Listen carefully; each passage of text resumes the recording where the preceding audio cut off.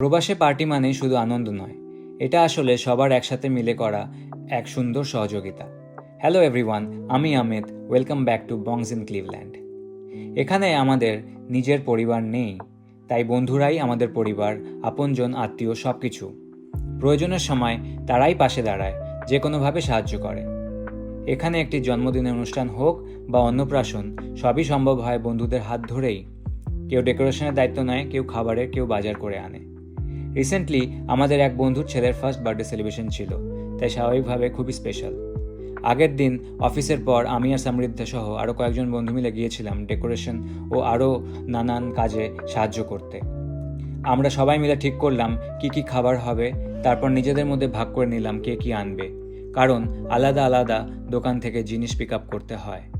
আমার দায়িত্বে পড়েছিল পিৎজা ও সফট ড্রিঙ্কস আনার। অনেকেই ভাবতে পারে এতে আবার এত কষ্টের কি আছে, সব তো একাই করা যায়। কিন্তু প্রবাসে বাস্তবটা একটু আলাদা। এখানে সব কিছু নিজেকেই সামলাতে হয়, তার উপর যদি বাড়িতে কোনো অনুষ্ঠান থাকে তাহলে চাপ আরও বেড়ে যায়। তাই সবাই মিলে কাজ করলে সাহায্য হয় আর আনন্দটাও বাড়ে। নেক্সট ডে পার্টিতে গিয়ে দেখলাম বাচ্চারা নিজেদের খেলায় মত্ত। বার্থডে থিম ছিল মিকি মাউস, কেকটাও ছিল খুব সুন্দর। জলখাবারের ছিল খাস্তা কচুরি ও আরও অনেক কিছু। মেইন কোর্সে ছিল বিরিয়ানি। ইন্টারেস্টিং পার্ট হলো ওই দিন আমাদের আরেক এক বন্ধুর অ্যানিভার্সারিও ছিল, তাই বার্থডে কেক কাটিংয়ের পর আমরা সারপ্রাইজ হিসাবে ওদের জন্য অ্যানিভার্সারি কেক নিয়ে এসেছিলাম।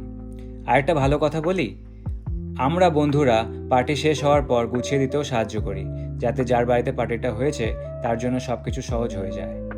বাচ্চাদের কেক কাটার এক্সাইটমেন্ট দেখলে দিনের সব ক্লান্তি দূর হয়ে যায়, তাই না? ইভেন্ট শেষে সবার মুখে হাসি দেখে মনে হলো ফরেনে থাকলেও যদি বন্ধুরা পাশে থাকে তাহলে কোনো সেলিব্রেশনে একটুও ছোট হয় না। Because at the end of the day friends become family.